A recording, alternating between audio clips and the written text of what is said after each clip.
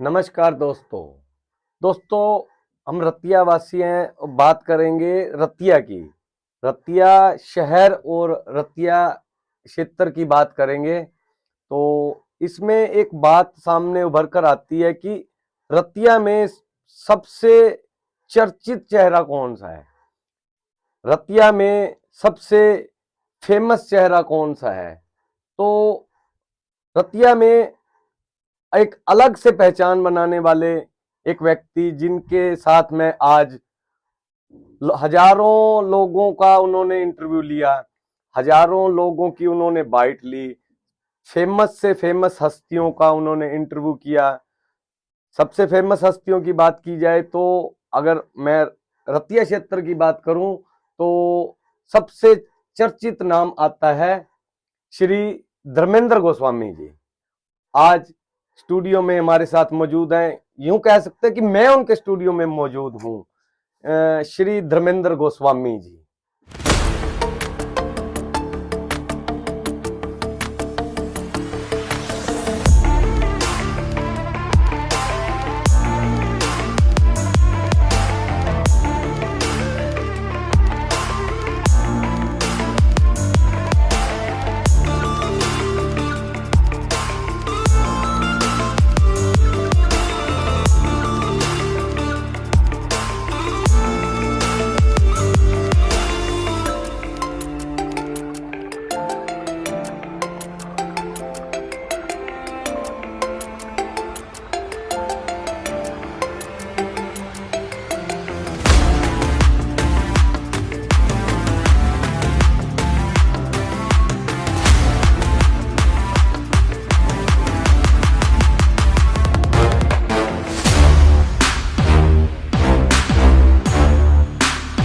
नमस्कार जी। नमस्कार नरेंद्र जी। आप इस स्टूडियो में आए और आकर आपने यहाँ पर ये सिलसिला शुरू किया। आज आपसे कुछ अच्छे सवाल और कुछ तीखे सवाल पूछे जाएंगे। मैं मानता हूं कि आपने बड़े बड़े नेताओं के, बड़े बड़े खिलाड़ियों के, फेमस हस्तियों के आपने इंटरव्यू लिए, बाइट्स ली। तो आज काफी समय से मेरे दिल में बात चल रही थी, काफी समय से, इसको 2 साल के आसपास हो गया कि आपका भी तो कोई इंटरव्यू करना चाहिए। आप हर किसी का इंटरव्यू लेते हैं। तो कुछ समय पहले मैंने आपसे परमिशन ली कि मैं आपका इंटरव्यू लेना चाहता हूं। तो आपसे कुछ क्वेश्चन पूछना चाहता हूं जिसके अंदर बहुत से क्वेश्चन दिमाग में उठते हैं। जनता के सवाल हैं, मेरे सवाल नहीं है, जनता के सवाल हैं। तो इजाजत दी जाए, परमिशन दिए। आप मेरे गुरु हो, मैं आपके चरण छूकर तो निधि जी, इजाजत आपको काफी देर से दे पाए क्योंकि उसका कारण व्यस्तताएं था। कुछ ऐसे प्रोग्राम्स रहते हैं और कुछ न्यूज़ के, कुछ सोशल के, कुछ और कारण ऐसे होते हैं कि इतना समय इस मुकाम को लग गया जो आप एक सपना संजोए थे। पर मुझे भी एक अजीब बात लग रही है कि ये सब उल्टा उल्टा हो रहा है कि आज तक जिस सीट पर आप बैठे हैं वहां मैं बैठा होता हूँ। आज थोड़ा उल्टा अजीब लग रहा है, लेकिन दर्शकों को जरूर अच्छा लगेगा। तो सवालों का सिलसिला शुरू किया जाए। हाँ जी, जी जी। तो पहला सबसे बड़ा सवाल तो ये है कि आप बहुत ही चर्चित व्यक्ति हैं। सवाल ये है कि आप हर धर्म में, वहां पर कहीं पे भी कोई अच्छा प्रोग्राम चल रहा हो, हर जगह पे पहुंचते हो और लगभग हर जगह पे इनवाइटेड होते हो, तभी पहुंचते हो। तो आपने एक धर्म में एक के कहां पर विश्वास किया हुआ है? देखिए, मैं इंसानियत का धर्म मानता हूँ। इंसान से ऊपर कुछ नहीं है। बाकी सभी जो अपने अपने ढंग से जो है वो अपनी आराधना करते हैं, एक बिंदु बनाते हैं, लेकिन सबका रास्ता एक ही है, मंजिल एक ही है, रास्ते अलग हो सकते हैं। तो इसलिए मेरे से लोगों ने कई बार पूछा कि आप स्पेशली हमारे साथ जुड़ जाइए। तो मैंने उनको ये कहा कि मैं जनता का आदमी हूँ, लोगों का आदमी हूँ। मुझे जो भी बुलाता है, इनवाइट करता है दिल से, तो मैं वहाँ जाता हूँ और जो मेरे से बन पाता है, जो सेवा बनती है, वो मैं वहाँ जाकर करता हूँ और उससे मुझे काफ़ी संतुष्टि मिलती है और खुशी मिलती है। आपने एक मंझे हुए लीडर की तरह, एक मंझे हुए पत्रकार की तरह जवाब दिया। मेरी बात का जवाब, आप किस धर्म को किस अच्छे से फॉलो कर रहे हैं? मैं आपका पूछ रहा हूँ कि आपका परिवार कहाँ पर अच्छे से, जहाँ पे पूर्ण विश्वास हो जाए? पूर्ण विश्वास मुझे सेवा में है। सेवा चाहे वो गौओं की हो, चाहे वो दीन दुखियों की हो, चाहे किसी भी लाचार व्यक्ति की हो, या किसी सत्संग में है, कीर्तन में है, या किसी सामाजिक कार्य में है, मैं उसको अपना धर्म मानता हूँ। धर्म ही नहीं, उसको मैंने अपना कर्म बना लिया है अब। क्योंकि जीवन के इस पड़ाव पर आकर कहीं न कहीं कुछ न कुछ एक ऐसा मंजिल, एक रास्ता तय करना पड़ता है कि हम किधर जा रहे हैं। ज़्यादातर लोगों को ये पता नहीं होता कि दौड़े तो जा रहे हैं, पर जाना कहाँ है, मंजिल कहाँ है। तो मेरी मंजिल मुझे मिल चुकी है कि मेरा धर्म, मेरा कर्म एक ही है कि समाज सेवा, लोगों की मोहब्बत लेना, उनको मोहब्बत देना, ज्ञान बाँटना, ज्ञान लेना, और उन लोगों को जो भटके हुए हैं उनको सही रास्ते पे लाना। इसको अगर थोड़ा-सा और बड़ा करें तो मैं मोटिवेशनल स्पीकर के तौर पर स्कूलों, कॉलेजों, यूनिवर्सिटीज़ में जाकर भी आज की युवा पीढ़ी को विशेषकर मैं अपनी मोटिवेशनल स्पीचेज़ के द्वारा उनका जो करियर है, उनको बनाने में भी मदद कर रहा हूँ।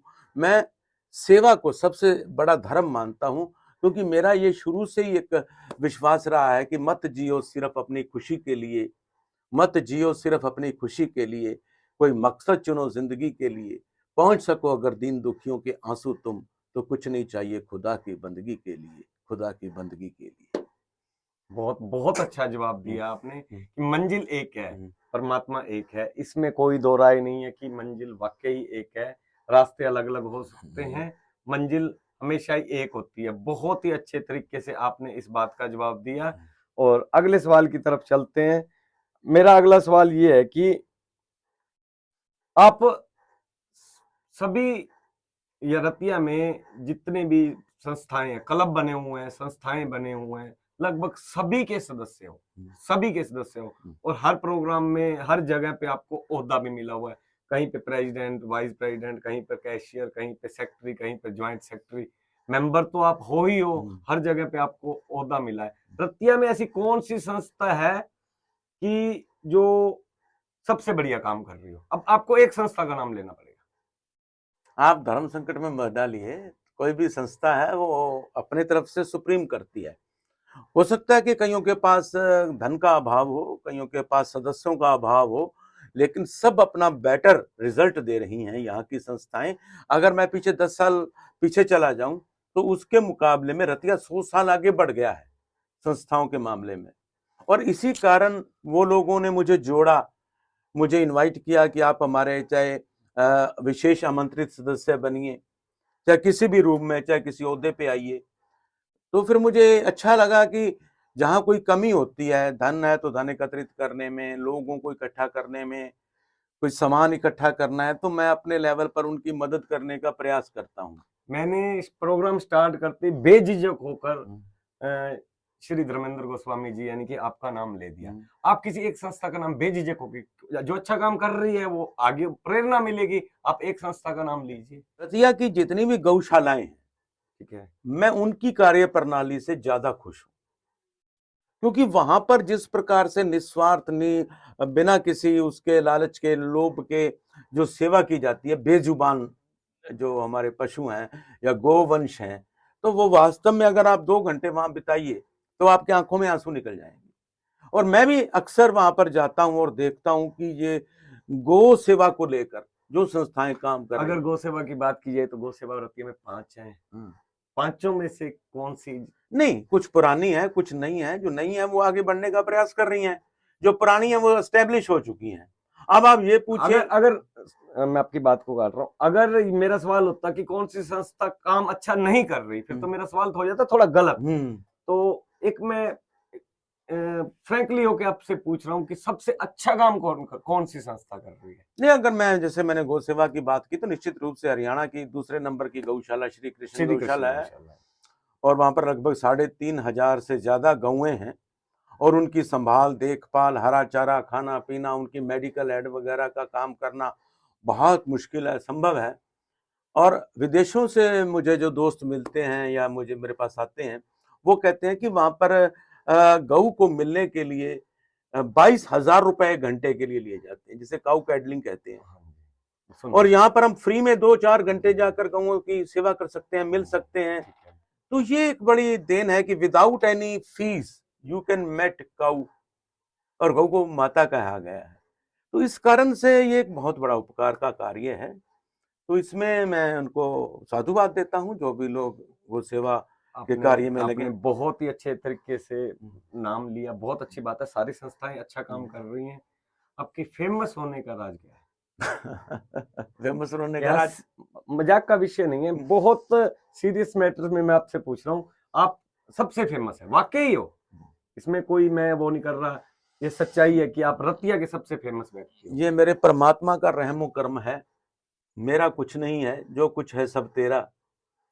क्योंकि जैसे मैंने बचपन में अपनी कैरियर की शुरुआत की थी, तो आपको शायद जानकर आश्चर्य होगा कि जो नौकरियां आज मिलती नहीं है उसको मैंने अवेल किया। मुझे कई नौकरियां मिली, सरकारी भी, गैर सरकारी भी, प्राइवेट भी, तो उनको मैंने छोड़ दिया।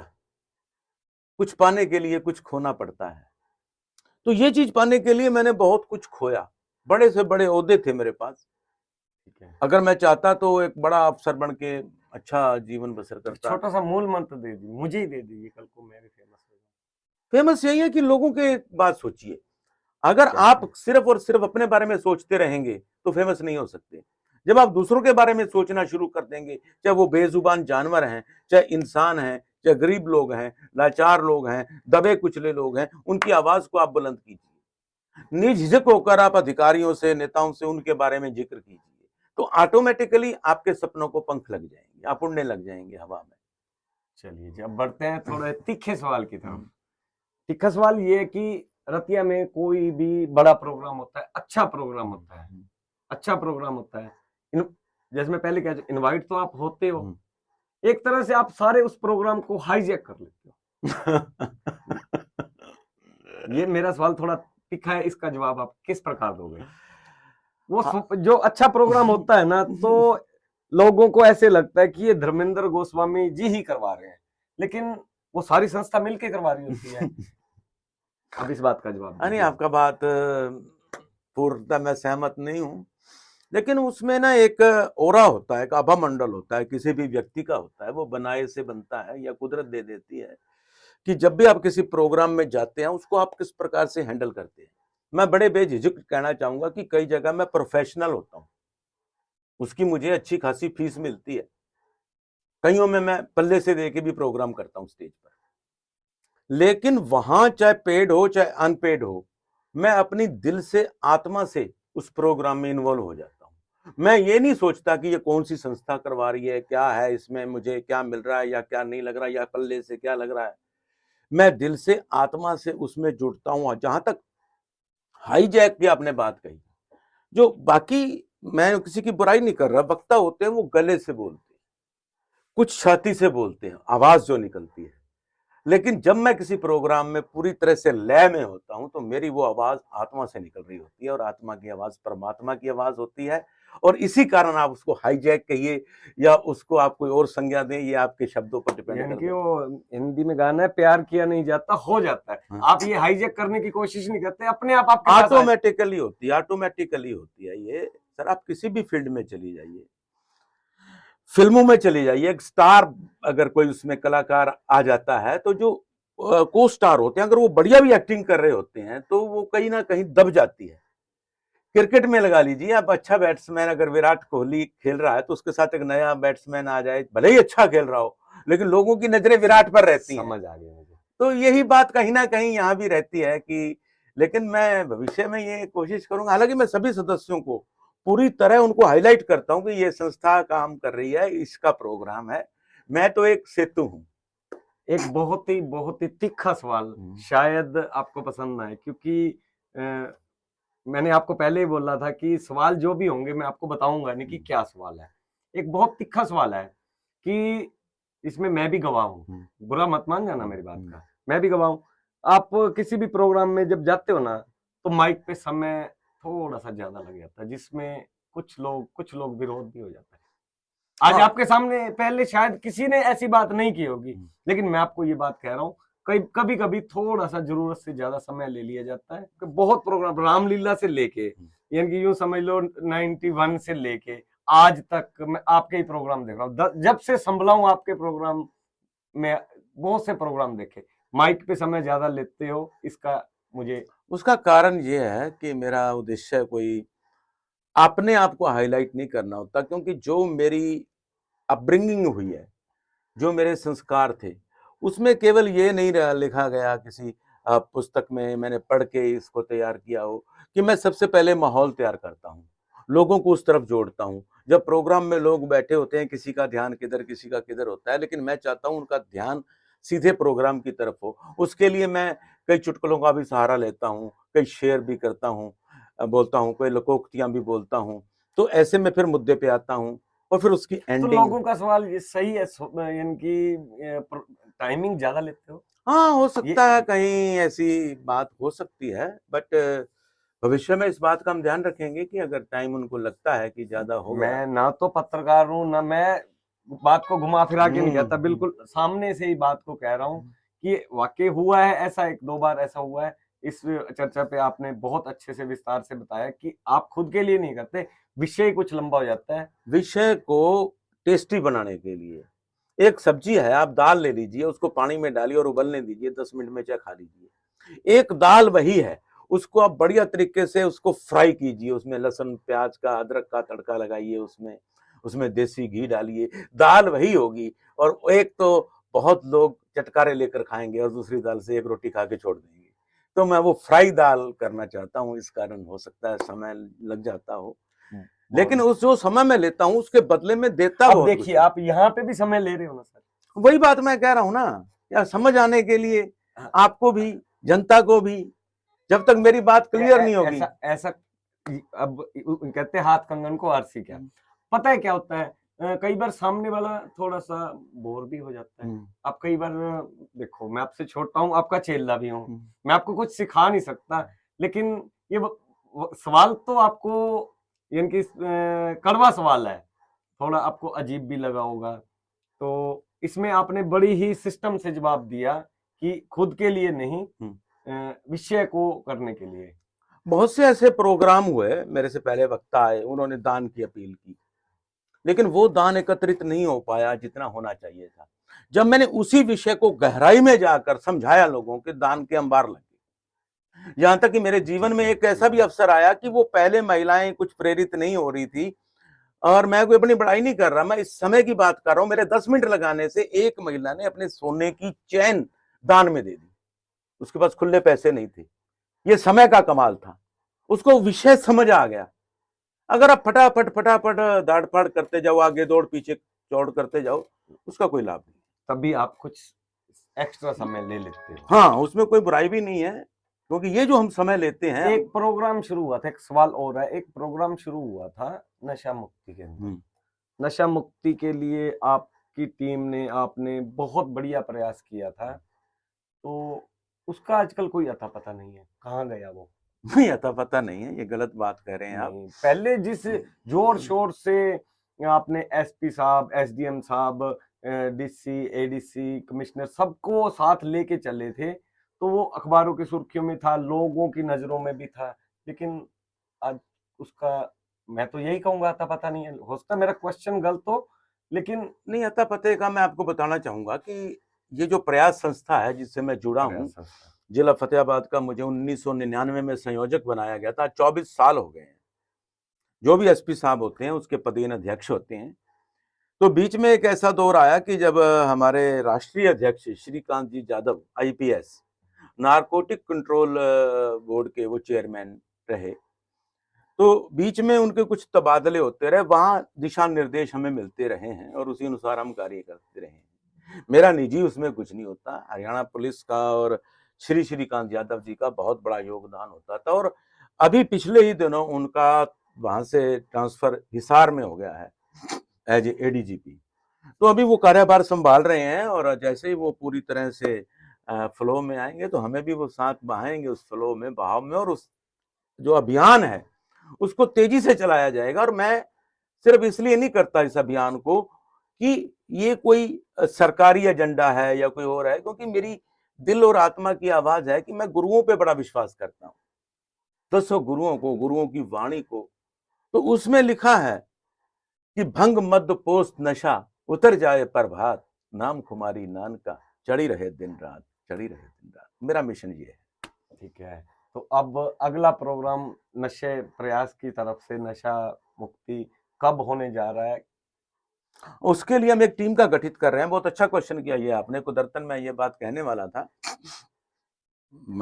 मीडिया के माध्यम से कि हम एक समिति का गठन कर रहे हैं।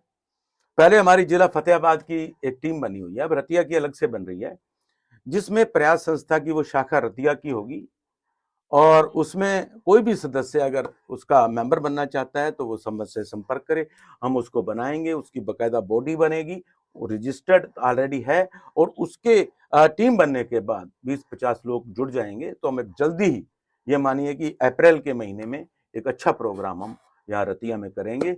और मजे की बात यह है कि इसका जो हमारी प्रयास संस्था के जो ब्रांड एम्बेसडर बनाए गए हैं वो फिल्म अभिनेता संजय दत्त बनाए गए हैं और हमारी ये कोशिश रहेगी किसी ना किसी प्रोग्राम को उनको भी यहाँ पर आमंत्रित करें। वाह जी, बहुत बहुत बढ़िया, रतिया के लिए बहुत बढ़िया खबर बताई आपने। पूरे फतेहाबाद जिले, मैं तो कहूँगा पूरे हरियाणा के लिए बहुत बहुत बढ़िया खबर है। एक सवाल है कि जिस सिस्टम से आपके को दिमाग है, आप पूर्ण रूप से स्वस्थ हैं, उस हिसाब से आपने पैसा मैंने भी नहीं इकट्ठा किया ज्यादा, आपने ज्यादा पैसा नहीं कमा पाए, ये क्या बात सच है? नहीं, सच नहीं है। ज्यादा का मतलब है कि एक तो जरूरत होती है, कि विलासता होती है, जरूरत होती है कि जिससे आदमी का खर्चा वर्चा सब चलता रहे, बच्चे सब सेट हो, तो वो चल रहा है। भगवान की बहुत अनुकंपा है, दया है, मेहर है। मैं दूरदर्शन चैनल में काम करता हूँ और 2-4 मेरे मीडिया के स्रोत हैं और उस नाते भी मुझे रतिया में बहुत से ऐसे प्रेस रिपोर्टर हैं कि एड बहुत मांगने जाते हैं, सामने वाले के पास चले जाते हैं कि एड देनी पड़ेगी। एड लेना कोई पाप नहीं है, विज्ञापन लेना अगर कोई लेता है पोलाइटली लीजिए, आप उसको रिक्वेस्ट पूर्ण कीजिए, उसको संदेश दीजिए उसका। कोई दिवाली होली का अगर कोई संदेश लगाता है इसमें क्या बुरा है, कोई लीजिए, लेकिन दबाव बनाना गलत है। किसी पे दबाव बनाना प्यार से देखो, दर्शक भी सब जानते हैं, ये कहते हैं ये पब्लिक है, सब जानती है, तो कुछ इस तरह की गतिविधियां हो जाती हैं जिसमें खबर रोकने के पैसे आते हैं, या कुछ ऐसा सिस्टम होता है?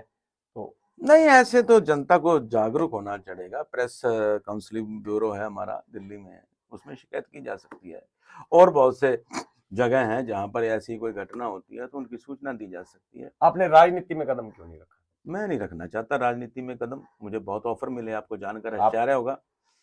आपके जैसे व्यक्ति अगर विधानसभा में जाकर मान लो आप फतेहाबाद से या टोहाना से या कहीं से, पूरे हरियाणा में कहीं से विधायक बन जाते हैं, तो विधानसभा में बात को इतनी मजबूती से रखोगे, दृढ़ता से रखोगे, देखो मेरी मुट्ठी भी बंद गई आपकी बात से, क्या बात को इतनी दृढ़ता से रखोगे उस क्षेत्र का काम हो जाए? मैं तो कहता हूँ पूरा विकास हो जाएगा। आप आगे बढ़िए। आगे मैं बढ़ रहा हूँ, आपको जानकर आश्चर्य होगा कि यहाँ पर तत्कालीन मुख्यमंत्री आए थे आज से 20-25 साल पहले, तो उन्होंने ये कहा था कि आप लोग बताइए कि यहाँ पर सीवरेज डाला जाए या इसको उपमंडल बनाया जाए। Then I was the first person who stand and told to CM that you should here install a subdivision, और उसके बाद रतिया उपमंडल बन गया। ये बात विधानसभा में उठाऊं चाहे मैं पब्लिक में उठाऊं मानी जाती है, लेकिन मैं पब्लिक का जो मंच है वो ज्यादा बढ़िया है। सीवरेज बाद में डल गया, उपमंडल बनना रतिया के लिए बहुत बड़ी बात थी। मुझे खुशी होती है कि मेरा थोड़ा सा एक तिनके का सहयोग उसमें था। वाकई उसमें बात आगे तक पहुंचती है, चाहे आप राजनीति में हो या नहीं हो, लेकिन राजनीतिक लोगों साथ आप जुड़े हो, रतिया के क्षेत्र के सिस्टम के लिए आप अच्छा प्रयास कर रहे हो। और राजनीति से मीडिया कम नहीं है। आप सोचिए, electronic media, social media, print media is parallel to politics. जितनी आवाज वहां उठाई जा सकती है, इसके माध्यम से भी आप उठाइए। अगर आपकी अच्छी लेखनी है, वोकैबुलरी आपकी अच्छी है, शब्द आपके अच्छे हैं, तो you can do everything. Media ने तो सरकारें बदली हैं, तो मैं उस दिशा में अभी चला जाऊं तो मुझे अभी आगे बात समझ आ गई, बहुत अच्छे से आपने जवाब दिया। एक सवाल और, रतिया में हॉस्पिटल नहीं है कोई भी संस्था का हॉस्पिटल, जिस तरह फतेहाबाद में बना हुआ पंजाबी सभा का हॉस्पिटल बना हुआ है, टोहाना में बना हुआ और तो भूना में बना, भट्टू में भी बना हुआ है, रतिया के पास लगता बरलाडा पंजाब क्षेत्र, वहां पे भी बना हुआ है। संस्था का कोई भी हॉस्पिटल रतिया में नहीं है। इसके लिए आप जैसे सभी संस्थाओं के साथ जुड़े हो, मुख्य तो मैं आपसे यही बात करना चाहता था कि रतिया में हॉस्पिटल नहीं बना। एक हॉस्पिटल बने हैं, 2-3 हॉस्पिटल बने हैं, उन्होंने आगे प्राइवेट ठेके पे दे दिए, तो वो फिर प्राइवेट से भी ज्यादा पैसा ले रहे हैं। आपको जानकर अचरज होगा कि एक टेलीपैथी होती है कि एक विचार कई दिमागों में इकट्ठे आ जाए, तो वो कुदरत करवाती है। परसों ही एक महिलाओं का शिष्टमंडल मुझसे मिला, उन्होंने मुझे ये कहा कि रतिया में गोस्वामी जी 10-12 बड़े बड़े मंदिर स्थापित हो गए हैं, अभी श्री खाटू श्याम का मंदिर बनने जा रहा है, करोड़ों रुपए उस पर खर्च हो रहा है, मैं भी उसका सदस्य हूं। तो उन महिलाओं ने कहा कि इसके साथ अब अगर अगला दौर अस्पताल की तरफ आप ट्राई करो कि बड़ा अस्पताल ट्रस्ट का बने, जैसे फतेहाबाद में पंजाबी सभा का है, तो उनके साथ मैंने वादा किया कि जो वर्ष 2023-2024 होगा, मेरे हर लेख में, मेरी हर स्टेज के मंच पर यही उद्देश्य रहेगा, हर कलम में, संस्था में, कि अस्पताल के लिए हम चंदा एकत्रित करके और एक ऐसा अस्पताल स्थापित करें, आईसीयू हो। और रतिया से फतेहाबाद टोहाना हिसार जाते हुए बहुत से लोगों की डेथ हो जाती है रास्ते में, वो डेथ रेट कम करने के लिए या बिल्कुल खत्म करने के लिए वो सारी सुविधाएं रतिया में हो। तो मैं सभी सामाजिक संगठनों के सहयोग से उनसे अपील भी करूंगा कि हमारा अगला जो निशाना होगा वो ये होगा, मानव सेवा माधव सेवा, क्योंकि एक मनुष्य की जब हम सेवा करते हैं तो उससे भगवान भी खुश होते हैं। तो हमारा अगला स्टेप, पहले भी हमने 1-2 प्रयास किए हैं ऐसे, और अब आगे भी ऐसा जल्दी करने जा रहे हैं। एक अंतिम सवाल और पूछता हूँ, आप पत्रकार भी, बिजनेसमैन भी, समाज सेवी भी, यहाँ तक शर्मा परिवार से, पंडित परिवार से हो, पंजाबी परिवार से हो, आप खुद अपने आप को पूर्ण रूप से क्या गिनते हो कि पत्रकार, समाज सेवी, राजनीतिक, पंजाबी, क्या अपने आप को, खुद को क्या मानते हो? खुद को मैं अपने आप को एक इंसान मानता हूँ, और एक अदना सा इंसान जिसने जिंदगी में बहुत सारे सिस्टम में आप जाते हो, बहुत सारे सिस्टम में आप या अपने खुद को आपसे एक बिना भाषण दिए आप कौन हो? मीडिया से मेरी शुरुआत हुई, जिसने मुझे आप खुद को पत्रकार यानी कि मीडिया में सिर्फ पत्रकार ही नहीं होते, उसको मैं थोड़ा और एक्सप्लेन करना चाहूँगा। उसमें एडिटर भी होते हैं, सब एडिटर भी होते हैं, स्क्रिप्ट राइटर भी होते हैं, और उसमें और भी बड़े ऐसे टेक्निकल भी हमारी टीम होती है। तो ये पत्रकार तो एक अंग है मीडिया का। तो एक साधारण से शब्द में आपसे पूछे, श्री धर्मेंद्र गोस्वामी जी, आप कौन हो? मैं एक साधारण व्यक्ति हूँ। नहीं, वो तो एक साधारण सी बात होगी ना। आप वैसे तो रतिया में तो आपको जानते हैं, मान लो आप कर्नाटका में चले जाते हो। 25 साल पहले, जब मैंने 30 साल पहले पत्रकारिता शुरू की थी, तब मेरा पूरा टारगेट इस पे था, पत्रकारिता पे था, और उसमें भगवान ने बड़ी सफलता दी मुझे। बड़े बड़े चैनल, यानी कि साधारण शब्दों में यही कह सकते हैं। अब मेरा बदल गया है, बड़े परिवर्तन आता रहता है, जो परिवर्तन है वही संसार का नियम है। भगवान श्री कृष्ण ने भी गीता में, महाराष्ट्र में गए हो, वहां पे आपको कोई, वहां मैं कथावाचक हूँ, मैं आध्यात्मिक प्रवचन करता हूँ। अब मैं लेकिन यही क्वेश्चन पूछ रहा हूं, आप एक शब्द में अपने आप को क्या मानोगे? कैरियर काउंसलर एंड मोटिवेटर हूं मैं। एक मान, जो आप खुद को एक मानते हो। एक, हाँ। क्या? अब एक बार फाइनल बोलो। अब मैं एक बात आपको कह रहा हूं कि ये सारी बातें जो मैंने बताई कि ये सीढ़ी दर सीढ़ी एक आगे मुकाम आता है, मंजिल, मैट्रिक के बाद बीए एमए। तो अब मेरा जो ये मुकाम चल रहा है, ये मेरा एक प्रवचनकर्ता के तौर पर अगर कहें तो आध्यात्मिक क्षेत्र में, और अगर युवाओं को मोटिवेट करने में कहें तो उसको career counsellor and motivational speaker के रूप में अब मैं कार्य कर रहा हूं। आप भी आमंत्रित हैं, अगर आपको हमारी जरूरत है जब मर्जी बुलाइए, क्योंकि अब हमारा इस पड़ाव में जीवन गुजर रहा है मोटिवेशन का। तो हमारे साथ है श्री धर्मेंद्र गोस्वामी जी। इन्होंने बहुत से संस्थाओं में, बहुत सी बड़ी बड़ी हस्तियों के साथ, बड़ी बड़ी हस्तियों में मैं बताऊं, Akshay Kumar film star, Shahrukh Khan film star, Sachin Tendulkar cricketer, Kapil Dev के साथ तो इनका याराना है, बहुत बढ़िया याराना दोस्ती है। और बिशन सिंह बेदी, यूं कहूं कि लगभग इंडिया के लगभग सभी मुख्यमंत्री बहुत से एमपी सभी का इन्होंने इंटरव्यू लिया, बाइट ली। तो मेरा भी मन था कि मैं इनकी बाइट लूं और अच्छे से इनको परिचय लूं, तीखे सवाल पूछूं। अगर कोई गलती हो गई हो तो क्षमा चाहता हूं, क्योंकि मैं पत्रकार नहीं हूं। थोड़ा बहुत सोशल मीडिया पे ग्रुप्स वगैरह में लिखते रहते हैं, लेकिन ऐसा मेरा मेरा मेरा कुछ भी नहीं। आप इतना कुछ हो, मैं कुछ भी नहीं हूँ। नहीं, ऐसी बात नहीं, हर इंसान में कोई ना कोई खासियत खूबी होती है। नहीं, ऐसे तो हम बिजनेस करते हैं, शोरूम लेकिन एक चलाते हैं। क्वेश्चन मैं लास्ट में आपसे हाँ करना जी, चाहूंगा, पूछिए इसके जी। बाद हम कार्यक्रम समाप्त करेंगे। क्या आपने कभी सोचा था कि आप मेरा इंटरव्यू लेंगे और ले सकेंगे सफलतापूर्वक? ये तो आपने हंसी मजाक की बात कर दी, कपिल शर्मा वाली बात।